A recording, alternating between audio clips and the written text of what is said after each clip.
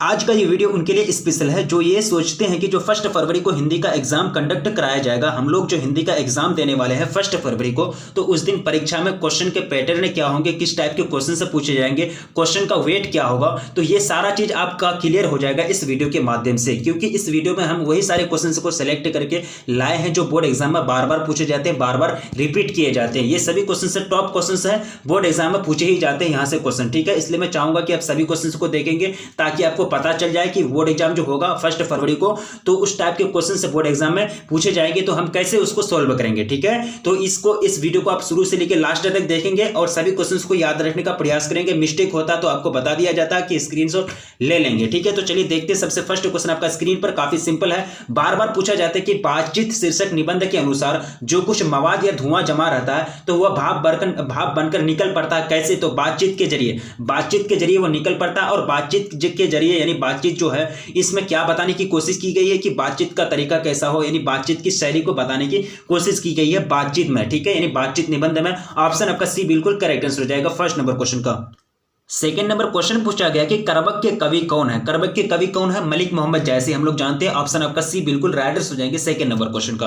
अब देखिए third number question में पूछा गया कि मलिक मोहम्मद जैसी की कविता कौन सी है, तो बिल्कुल करबक हो जाएंगे। देखिए सेम क्वेश्चन है, सेम क्वेश्चन नंबर सेकंड और थर्ड सेम क्वेश्चन है, सिर्फ पूछने का तरीका अलग अलग है। आपके पास नॉलेज है तो आप सभी क्वेश्चन को सॉल्व कर सकते हैं, कंफ्यूजन नहीं होना है। और कंफ्यूजन दूर करने के लिए आप कॉन्फिडेंस बनाने के लिए कॉन्फिडेंस चाहिए, कंफ्यूजन को दूर करने के लिए, और सभी क्वेश्चन का आंसर को कमेंट करेंगे, आपका कॉन्फिडेंस ग्रो होगा। मलिक मोहम्मद जैसी का जन्म कब हुआ था, तो 1492 ईस्वी में। कब? 1492 ईस्वी में। ऑप्शन आपका सी बिल्कुल राइट हो जाएंगे फोर्थ नंबर क्वेश्चन का। अब देखिए क्वेश्चन नंबर 5 में पूछा गया कि जायसी के पिता का नाम क्या था, तो सब कोई जानते हैं कि जायसी के पिता का नाम क्या था, शेख यमरेज। क्या था उनका पिता का नाम? शेख यमरेज, यानी ऑप्शन आपका बी बिल्कुल राइट हो जाएंगे पांचों नंबर क्वेश्चन का। अब देखिए नेक्स्ट क्वेश्चन आपका स्क्रीन पर, जैसा काम वैसा परिणाम, जैसा वर्क करेंगे वैसा रिजल्ट होगा। इनके जो लेखक है किनके द्वारा ये रचे गए, ये रचे गए हैं बालकृष्ण भट्ट के द्वारा। किनके द्वारा? बालकृष्ण भट्ट के द्वारा। ऑप्शन आपका सी राइट हो जाएंगे 6 नंबर क्वेश्चन का। अब देखिए नेक्स्ट क्वेश्चन आपका स्क्रीन पर 7th में पूछा गया कि बालकृष्ण भट्ट के पिता का नाम क्या था, जब कोई जानता, बेनी प्रसाद भट्ट। क्या था? Beni Prasad Bhatt. Option B right answer हो जाएंगे 7th नंबर क्वेश्चन का। अब देखिए नेक्स्ट क्वेश्चन आपका स्क्रीन पर क्वेश्चन नंबर 8। बहुत सारे बच्चे अभी तक वीडियो को लाइक नहीं किए, तो प्लीज वीडियो को लाइक कर देंगे और अपने दोस्तों में प्लीज एक बार जम करके शेयर कर देंगे, क्योंकि आप ही के लिए मेहनत की जाती है। अब देखिए 8 नंबर क्वेश्चन में पूछा गया कि दमयंती स्वयंवर किस लेखक की रचना है। दमयंती स्वयंवर किस लेखक की रचना है, तो ये जो रचना है ये बालकृष्ण भट्ट की है। Option C right answer, Balkrishna Bhatt के द्वारा ये रचे गए हैं। अब देखिए 9th नंबर क्वेश्चन में पूछा है कि हिंदी कहानी के विकास में मील के पत्थर कौन सी कहानी मानी जाती है। बिल्कुल हो जाएंगे ऑप्शन ए, उसने कहा था जो कहानी है, कहानी के विकास में इनको मील के पत्थर की कहानी मानी जाती है। ऑप्शन आपका ए राइट आंसर हो जाएंगे 9th नंबर क्वेश्चन का। अब देखिए 10th नंबर क्वेश्चन आपका स्क्रीन पर आपके समक्ष, तेरी कुरमाई हो गई किस कहानी से संबंध है। तेरी कुरमाई हो गई, तेरी सगाई हो गई, उसने कहा था से संबंध है। तेरी कुरमाई हो गई ये बात किस में कहा गया है, उसने कहा था। ऑप्शन आपका बी बिल्कुल करेक्ट आंसर हो जाएंगे 10th नंबर क्वेश्चन का। अब देखिए क्वेश्चन नंबर आपका 11th पूछा गया कि काफी सिंपल क्वेश्चन है, वात्सल्य के विश्व में अद्वितीय कवि कौन है। वात्सल्य के विश्व में अद्वितीय कवि जो है वह है सूरदास। कौन? Surdas. Option A right answer हो जाएंगे 11th नंबर क्वेश्चन का। अब देखिए नेक्स्ट क्वेश्चन आपका स्क्रीन पर पूछा गया है कि सूरदास किस धारा के कवि हैं, रामशरीय, कृष्णशरीय, शैव्य या फिर इनमें से कोई नहीं। तो उनकी जो धारा है वो है कृष्णशरीय, यानी कृष्णशरीय जो धारा है उसी के कवि हैं कौन? सूरदास, यानी ऑप्शन आपका बी बिल्कुल करेक्ट आंसर हो जाएंगे 12th नंबर क्वेश्चन का। अब नेक्स्ट क्वेश्चन देखिए क्वेश्चन नंबर 13 पूछा गया कि सूरदास की कौन सी रचना है। सूरदास की कौन सी रचना है? ऑप्शन आपका क्या हो जाएगा? ऑप्शन आपका पद जो है वो किनकी रचना है? सूरदास की रचना है। ऑप्शन डी बिल्कुल करेक्ट हो जाएंगे 13 नंबर क्वेश्चन का। अब देखिए क्वेश्चन नंबर 14 में पूछा गया कि सूरदास किस भक्ति के कवि हैं, राम भक्ति, कृष्ण भक्ति, मातृभक्ति या फिर देशभक्ति। तो वो किस भक्ति के कवि हैं सूरदास? ऑप्शन आपका डी बिल्कुल करेक्ट हो जाएंगे, देशभक्ति के कवि हैं। किसके? देशभक्ति के। ऑप्शन आपका डी राइट आंसर हो जाएंगे, सॉरी 14 है ना, वो हो जाएंगे कृष्ण भक्ति। क्या हो जाएंगे?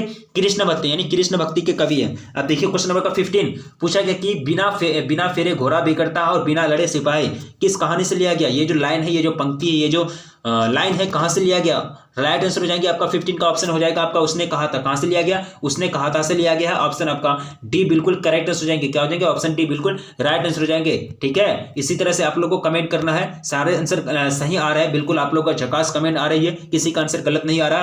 क्वेश्चन करा कि बुद्ध का कांटा रचना है, बुद्ध का जो कांटा है ये किनका रचना है, तो ये चंद्रधर शर्मा गुलेरी की रचना है। किनका रचना है? चंद्रधर शर्मा गुलेरी, यानी ऑप्शन आपका बी राइट आंसर हो जाएंगे, बी करेक्ट आंसर हो जाएंगे, ठीक है। देखिए क्वेश्चन आपका 17 पूछा गया कि दल विहीन लोकतंत्र का मूल उद्देश्य है? दल विहीन लोकतंत्र किसके मूल उद्देश्य में है? तो ये जो उद्देश्य में है किनका उद्देश्य हो जाएंगे? मार्क्सवाद और लेनिनवाद। किनका उद्देश्य है, किनका मकसद है? मार्क्सवाद और लेनिनवाद। दल विहीन लोकतंत्र, दल विहीन लोकतंत्र का मतलब जानते हैं ना, यानी कोई दल नहीं, ठीक है, मतलब कोई ग्रुप नहीं, कोई पार्टी नहीं। अब नेक्स्ट क्वेश्चन देखेंगे, क्वेश्चन नंबर 18 पूछा गया कि जयप्रकाश नारायण के बचपन का नाम क्या था? बिल्कुल जानते हैं, बाउल। क्या नाम था उनका? बाउल, यानी जब बचपन का नाम क्या था? बाउल। ऑप्शन आपका सी राइट आंसर हो जाएंगे 18 नंबर क्वेश्चन का। अब देखिए नेक्स्ट क्वेश्चन की ओर बढ़ा जाए, क्वेश्चन नंबर 19, तुलसीदास का जन्म कब हुआ था? तुलसीदास का जन्म कब हुआ था? तो उनका जो जन्म हुआ था वो हुआ था 1543 ईस्वी में। कब? 1543 ईस्वी में। ऑप्शन आपका बी राइट आंसर हो जाएंगे, ऑप्शन बी करेक्ट आंसर हो जाएंगे। अब देखिए क्वेश्चन नंबर 20 में पूछा गया कि तुलसीदास का जन्म किस प्रदेश में हुआ था? बिल्कुल यूपी यानी उत्तर प्रदेश में। 20 का क्या हो जाएगा? सी राइट आंसर हो जाएगा, यूपी यानी उत्तर प्रदेश में तुलसीदास का जन्म हुआ था। अब देखिए क्वेश्चन नंबर आपका 21, किसने कहा था अभी न जाने कितने मीलों इस देश की जनता को जाना है? ये पंडित जवाहरलाल नेहरू कहते हैं, देश के पहले प्रधानमंत्री, प्रथम प्रधानमंत्री पंडित जवाहरलाल नेहरू कहे थे कि अभी न जाने कितने मीलों इस देश की जनता को, इस देश की पब्लिक को जाना है। ऑप्शन आपका सी राइट आंसर हो जाएंगे 21 नंबर क्वेश्चन का। अब देखिए क्वेश्चन नंबर 22, किस अस्पताल में दिनकर का निधन हुआ था? किस अस्पताल में दिनकर का निधन हुआ था? तो विलिंगडन नर्सिंग होम में। कहा? विलिंगडन नर्सिंग होम में उनका देहांत हो गया था। ऑप्शन आपका डी करेक्ट हो जाएंगे 22 नंबर क्वेश्चन का। अब देखिए क्वेश्चन नंबर 23 पूछा गया कि नारी और नर एक ही द्रव्य की ढली दो प्रतिमाएं हैं, यह पंक्ति किस शीर्षक पाठ की है? नारी और नर एक ही द्रव्य की ढली दो प्रतिमाएं हैं, यह पंक्ति किस शीर्षक पाठ की है? तो ये जो पंक्ति लिया गया है, ये लिया गया है अर्धनारीश्वर से। कहां से? अर्धनारीश्वर से। ऑप्शन सी का राइट आंसर हो जाएंगे 23 नंबर क्वेश्चन का। अब देखिए क्वेश्चन नंबर 24, दिनकर जी को निम्न में से कौन सा पुरस्कार दिया गया था? दिनकर जी को निम्न में से कौन सा पुरस्कार दिया गया था? तो इनका जो राइट आंसर हो जाएगा 24 का वो हो जाएगा आपका पद्म भूषण पुरस्कार। पद्म भूषण पुरस्कार दिया गया था दिनकर जी को। ऑप्शन आपका बी राइट आंसर हो जाएंगे। चलिए बहुत खूब, बिल्कुल जबरदस्त आंसर आ रही है, बिल्कुल शानदार आंसर आ रही है, लेकिन अभी भी बहुत सारे लोग वीडियो को लाइक नहीं किए हैं। क्या पता नहीं क्या लाइक क्यों नहीं करते आप लोग? लाइक कर देंगे प्लीज, लाइक करने में कंजूसी नहीं करेंगे। छप्पे शीर्षक के रचयिता कौन है? छप्पे शीर्षक के रचयिता कौन है? तो नवादास जी। नवादास जी का कौन है? छप्पे शीर्षक के रचयिता कौन है? नवादास, यानी ऑप्शन आपका सी राइट आंसर हो जाएंगे 25 नंबर क्वेश्चन का। अब देखिए क्वेश्चन नंबर 26 में पूछा गया कि नवादास की कौन सी रचना है? नवादास की कौन सी रचना है? तो नवादास के द्वारा अभी छप्पे है, छप्पे किन की रचना है? जस्ट अभी हम लोगों ने कवर करा 25 नंबर क्वेश्चन में छप्पे किन की रचना है? नवादास की रचना है। अब देखिए क्वेश्चन नंबर 27 पूछा गया कि अर्धनारीश्वर पाठ के लेखक कौन है, या अर्धनारीश्वर किसकी रचना है? तो इनके जो लेखक हैं, इनके लेखक कौन है? रामधारी सिंह दिनकर। कौन है? रामधारी सिंह दिनकर, यानी ऑप्शन आपका बी राइट आंसर हो जाएंगे 27 नंबर क्वेश्चन का। अब देखिए क्वेश्चन नंबर 28, रामधारी सिंह दिनकर की कौन सी रचना है? रामधारी सिंह दिनकर की कौन सी रचना है? तो ये अर्धनारीश्वर जो है वह रामधारी सिंह दिनकर की रचना है, उन्हीं के द्वारा ये रचे गए हैं। ऑप्शन आपका डी बिल्कुल करेक्ट आंसर हो जाएंगे। अब देखिए क्वेश्चन नंबर 29 काफी सिंपल है, बार बार पूछा जाता है कि भूषण ने कौन सी कविता लिखी? भूषण ने कौन सी कविता लिखी? छप्पे, पद, कवित्त या फिर करवा? तो 29 का जो करेक्ट आंसर हो जाएगा वो हो जाएगा आपका कवित्त, यानी भूषण ने कौन सी कविता लिखी? कवित्त। ऑप्शन सी राइट आंसर हो जाएंगे, ऑप्शन सी राइट आंसर हो जाएंगे 29 नंबर क्वेश्चन का। अब देखिए क्वेश्चन नंबर 30 में पूछा गया, काफी सिंपल क्वेश्चन है, बार बार पूछा जाता है कि कवित्त शीर्षक कविता के कवि कौन है? तो भूषण। कौन है? भूषण, यानी कवित्त शीर्षक कविता के कवि कौन है? भूषण। जस्ट ये क्वेश्चन आपका रिपीट हुआ, यानी आपका 29 क्वेश्चन, आपका 30 क्वेश्चन, 30वां और 29वां क्वेश्चन सेम है, सिर्फ रिपीट किया गया, मतलब एक तरह से पूछने का तरीका अलग है। ऑप्शन आपका बी बिल्कुल करेक्ट आंसर हो जाएंगे 30 नंबर क्वेश्चन का। अब देखिए क्वेश्चन नंबर 31, निम्न में से किस कहानी में गैंग्रीन का उल्लेख है? गैंग्रीन का उल्लेख किस में किया गया? उसने कहा था रोज या फिर तिरिच या फिर रस्सी का टुकड़ा, तो यहाँ किया गया है रोज में, यानी रोज में गैंग्रीन का उल्लेख किया गया है, जिक्र किया गया है। ऑप्शन आपका बी बिल्कुल करेक्ट हो जाएंगे। अब देखिए क्वेश्चन नंबर 32, मालती किस कहानी की पात्र है? मालती किस कहानी की पात्र है? 32 नंबर क्वेश्चन, काफी सिंपल क्वेश्चन है। तो ये जो है रोज कहानी की, किसकी? रोज कहानी की पात्र है। ऑप्शन आपका बी बिल्कुल करेक्ट हो जाएंगे 32 नंबर क्वेश्चन का। अब देखिए क्वेश्चन नंबर 33, जयशंकर प्रसाद ने कौन सी कविता लिखी है? जयशंकर प्रसाद ने कौन सी कविता लिखी है? तो तुमुल कोलाहल कलह जो है ये कविता जो है किनके द्वारा लिखे गए हैं? जयशंकर प्रसाद के द्वारा। ऑप्शन आपका बी राइट आंसर हो जाएंगे 33 नंबर क्वेश्चन का।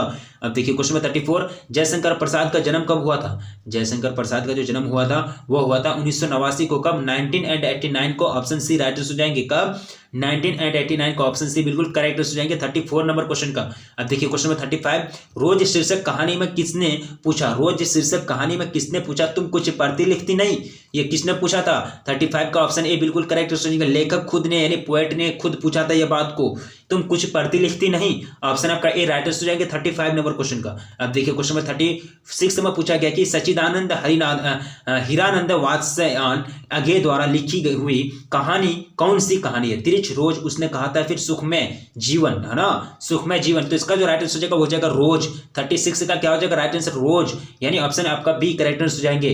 अब देखिए 37 में पूछा गया कि एक लेख और एक पत्र में भगत सिंह ने किसको पत्र लिखा था? एक लेख और एक पत्र में भगत सिंह ने किसको पत्र लिखा था? तो ये जो पत्र लिखे थे उन्होंने लिखे थे सुखदेव को। किनको? सुखदेव को। ऑप्शन आपका ए राइट आंसर हो जाएंगे 37 नंबर क्वेश्चन का। अब देखिए क्वेश्चन नंबर 38 काफी सिंपल है, बार बार रिपीट किया जाता है। इसमें से हम लोग जितने क्वेश्चन कवर कर रहे हैं यहां से directly same to same question से पूछे जाएंगे आपको, ठीक है।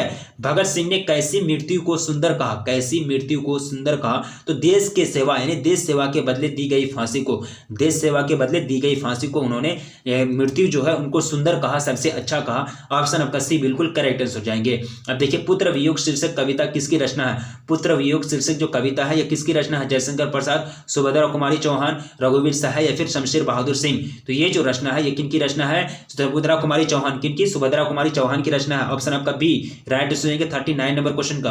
अब देखिए क्वेश्चन नंबर 40 में पूछा गया कि सुभद्रा कुमारी चौहान का जन्म कहाँ हुआ था? वाराणसी, कानपुर, इलाहाबाद या फिर फैजाबाद। तो उनका जो जन्म हुआ था वो हुआ था इलाहाबाद में। कहाँ? इलाहाबाद में। ऑप्शन सी राइट आंसर हो जाएंगे 40 नंबर क्वेश्चन का। अब देखिए क्वेश्चन नंबर 41 आपका स्क्रीन पर आपके समक्ष पूछा गया, बार बार पूछा जाता है कि पंजाब की भाषा तथा लिपि की समस्या किस लेखक की रचना है? पंजाब की भाषा तथा लिपि की समस्या जो है ये किस लेखक की रचना है? भगत सिंह, मोहन नामवर या फिर जय कृष्ण मूर्ति। तो ये जो लेखक की रचना है ये है आपका भगत सिंह की। किनकी? भगत सिंह की, यानी ऑप्शन आपका ए राइट आंसर हो जाएंगे। क्या हो जाएंगे? ऑप्शन ए बिल्कुल करेक्ट आंसर हो जाएंगे।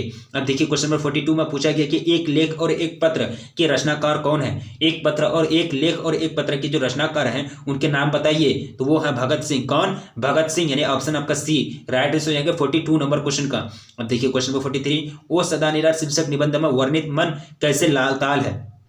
ओ सदा निराश शीर्षक निबंध में वर्णित मन कैसे ताल है? ठीक है, गाढ़े, छोटे और विशाल, उथले और छिछले या फिर गाढ़े और विशाल। ठीक है, तो यहाँ जो करेक्ट आंसर हो जाएगा गहरे और विशाल, यानी ऑप्शन आपका डी बिल्कुल करेक्ट आंसर हो जाएंगे 43 नंबर क्वेश्चन का।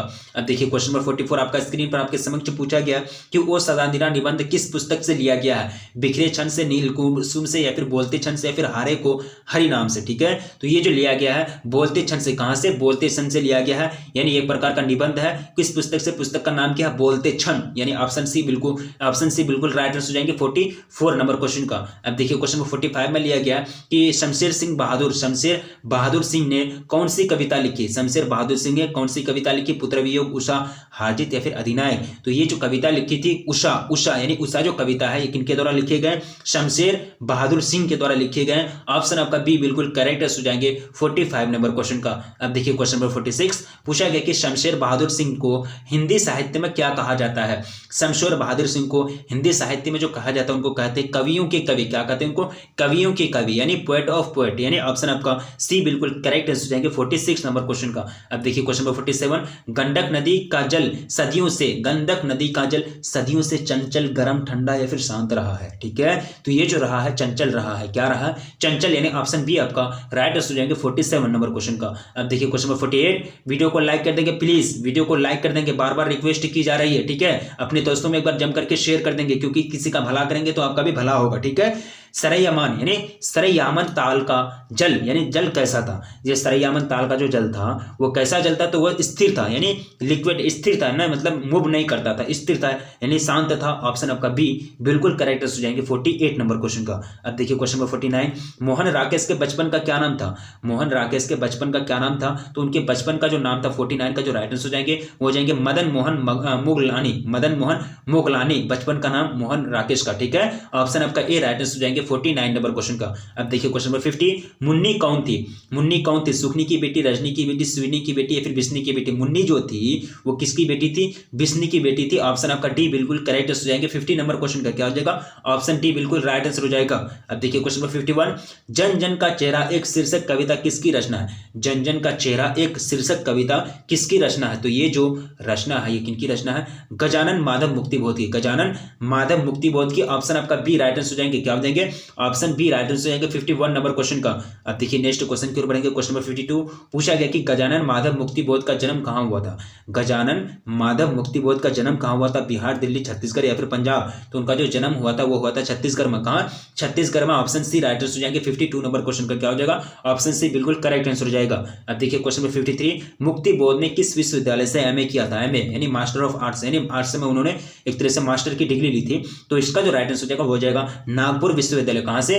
नागपुर यूनिवर्सिटी से। ऑप्शन डी राइट आंसर हो जाएंगे 53 नंबर क्वेश्चन का। अब देखिए क्वेश्चन नंबर 51 सिपाही की मां एकांकी का कथा वस्तु है। सिपाही की मां एकांकी का कथा वस्तु जो है वो निम्न मध्यम वर्ग की क्या है, निम्न मध्यम वर्ग की। ऑप्शन आपका ए राइट आंसर हो जाएंगे 54 नंबर क्वेश्चन का। अब देखिए नेक्स्ट क्वेश्चन की ओर बढ़ा जाए। क्वेश्चन नंबर 55 पूछा गया है कि सिपाही की मां एकांकी की बिस्नी चारपाई के पास मोड़े पर बैठी क्या करती दिखाई दी, यानी क्या करती हुई दिखाई देती है। ठीक है, ये जो दिखाई देती है वो वहां बैठ के क्या करती है, वो सूत काटने का काम करती है, सूत काटने का काम करती है। ऑप्शन आपका ए राइट आंसर हो जाएगा 55 नंबर क्वेश्चन का। ठीक है, ऑप्शन ए बिल्कुल करेक्ट आंसर हो जाएगा। अब देखिए नेक्स्ट क्वेश्चन की ओर बढ़ेंगे। क्वेश्चन नंबर 56 आपका स्क्रीन पर आपके समक्ष पूछा गया कि परगीत और समाज निबंध किस निबंध संग्रह से लिया गया है। यानी निबंध संग्रह होता है, यानी इनका भी संग्रह होता है, कलेक्शन होता है निबंध का, उनमें बहुत सारे निबंध लिखे हुए रहते हैं। तो वो लिया गया है, यानी परगित समाज और समाज, परगित और समाज, ये जो निबंध है कौन सा संग्रह से लिया गया। बिल्कुल इसका जो राइट आंसर हो जाएगा वो हो जाएगा आपका वाद विवाद संवाद से। वाद विवाद संवाद से लिया गया है। ऑप्शन आपका डी बिल्कुल करेक्ट हो जाएंगे 56 नंबर क्वेश्चन का। अब देखिए क्वेश्चन नंबर 57 नामवर सिंह का जन्म कहाँ हुआ था। तो नामवर सिंह का जो जन्म हुआ था वो हुआ था जीअनपुर में। कहाँ? जीअनपुर में। ऑप्शन आपका ए राइट आंसर हो जाएगा 57 नंबर क्वेश्चन का। अब देखिए क्वेश्चन नंबर 58 पूछा गया, काफी सिंपल है, कि रघुवीर सहाय ने कौन सी कविता लिखी। रघुवीर सहाय ने कौन सी कविता लिखी थी। तो कविता का नाम था अधिनायक। अधिनायक कविता लिखी थी उन्होंने। ऑप्शन सी राइट आंसर हो जाएगा 58 नंबर क्वेश्चन का।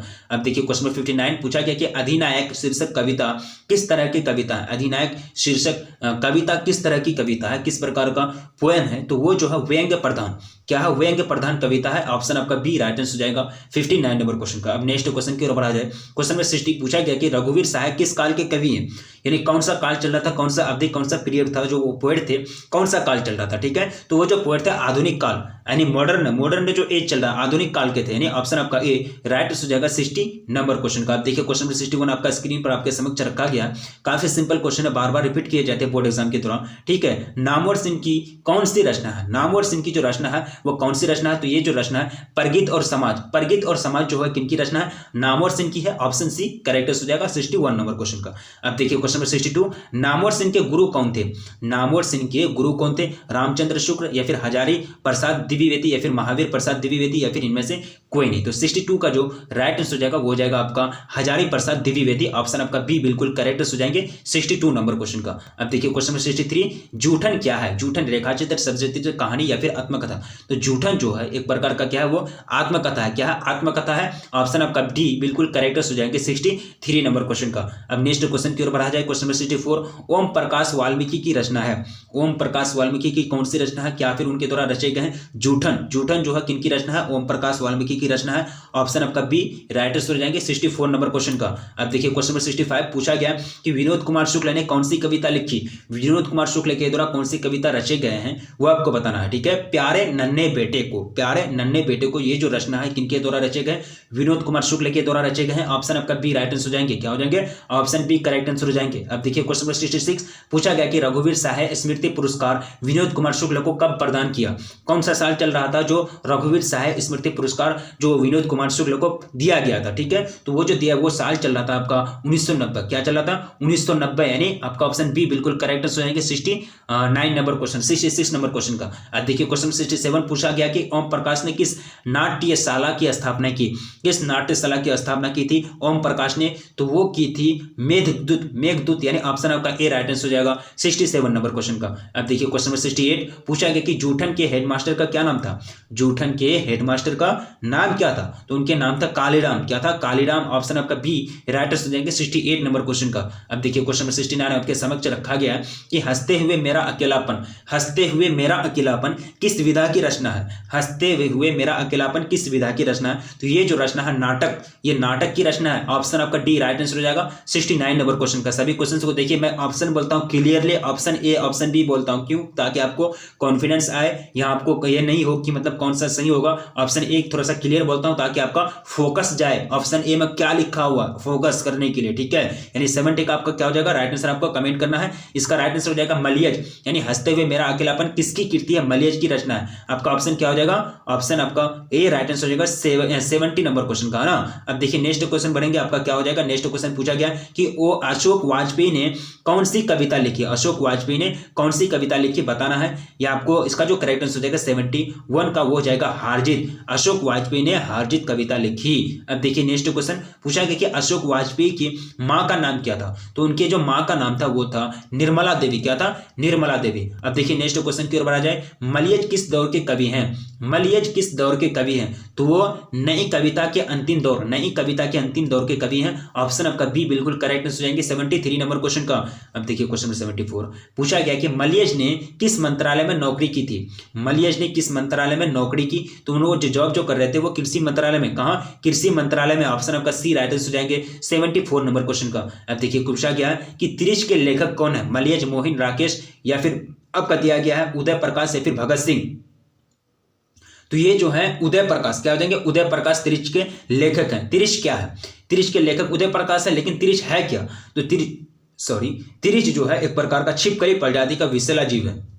त्रिश क्या है? छिपकली प्रजाति का एक जहरीला जीव है, विषैला जीव है। ऑप्शन आपका बी बिल्कुल करेक्ट हो जाएंगे 76 नंबर क्वेश्चन का। अब देखिए क्वेश्चन नंबर 77 पूछा गया कि अशोक वाजपेयी ने किस यूनिवर्सिटी से बीए किया है? किस यूनिवर्सिटी से, कौन सा विश्वविद्यालय से उन्होंने बीए पास किया है? तो वो विश्वविद्यालय का नाम हो जाएगा सागर यूनिवर्सिटी, सागर विश्वविद्यालय। ऑप्शन आपका डी बिल्कुल करेक्ट हो जाएंगे 77 नंबर क्वेश्चन का। अब देखिए नेक्स्ट क्वेश्चन की ओर बढ़ेंगे। क्वेश्चन पूछा गया कि अशोक वाजपेयी ने किस कॉलेज से एमए किया है? इन मास्टर यानी आर्ट्स से मास्टर किया, मास्टर की डिग्री उन्होंने हासिल किया है। तो इसका जो राइट आंसर हो जाएंगे वो हो जाएंगे Saint Stephen's college Delhi, Saint Stephen's college Delhi. आपका ऑप्शन बी राइट आंसर हो जाएंगे 78 नंबर क्वेश्चन का। अब देखिए क्वेश्चन आपका पूछा गया कि अशोक वाजपेयी को कौन सा सम्मान पुरस्कार नहीं प्रदान किया गया? कौन सा पुरस्कार नहीं प्रदान किया गया? तो इसका जो करेक्ट आंसर हो जाएंगे वो हो जाएंगे आपका पहल सम्मान। पहल सम्मान उनको नहीं दिया गया था। बाकी ये तीनों सम्मान दयावती मोदी कवि शिखर सम्मेलन, उसके बाद हो जाएगा साहित्य अकादमी पुरस्कार, पुलिस सरकार का officer of the order of cross 2004 सम्मान, ये दिया गया था ये सारे, लेकिन पहल सम्मान उनको नहीं दिया गया था। अब देखिए आपको पूछा गया कि त्रिश कहानी किस शैली में लिखी गई है? कौन सी शैली में लिखी गई? तो ये आत्मकथा की शैली, आत्मकथात्मक शैली में लिखी गई है। ऑप्शन सी राइट आंसर हो जाएंगे 80 नंबर क्वेश्चन का। तो इस वीडियो के अंतर्गत जितने सारे क्वेश्चन को हम लोगों ने सॉल्व करा, तो ये सभी क्वेश्चन मोस्ट इंपोर्टेंट है। ये क्वेश्चन बोर्ड एग्जाम में पूछे जाते हैं, और यहाँ से अगर कोई भी क्वेश्चन मिस्टेक हुआ तो उम्मीद करता हूँ आप स्क्रीनशॉट लिए होंगे। तो स्क्रीनशॉट को आपको ध्यान से 1 से 2 बार देखना, याद हो जाएंगे। ये कोई बहुत बड़ी चीज नहीं है, ठीक है। और बोर्ड एग्जाम में ये सब क्वेश्चन पूछे जाएंगे। आप निर्मुक्त रहें, टेंशन नहीं लें, कोई टेंशन में कोई तनाव में नहीं रहनी है। आप लोग की तैयारी बिल्कुल 100% श्योर है, पूरा प्योर तैयारी है, बिल्कुल 100% आप लोग तैयारी किए हैं। आप लोग का तैयारी बहुत अच्छा है और एग्जाम भी बहुत अच्छा जाएगा। तैयारी की है तो एग्जाम क्यों नहीं अच्छा जाएगा, ठीक है। तो इसी तरह से बने रहिए, वीडियो को लाइक कर दीजिए और अपने दोस्तों में प्लीज एक बार जम करके शेयर कर दीजिए। तो रखिए अपना ख्याल, मिलेंगे फिर नेक्स्ट क्लास में, तब तक के लिए जय।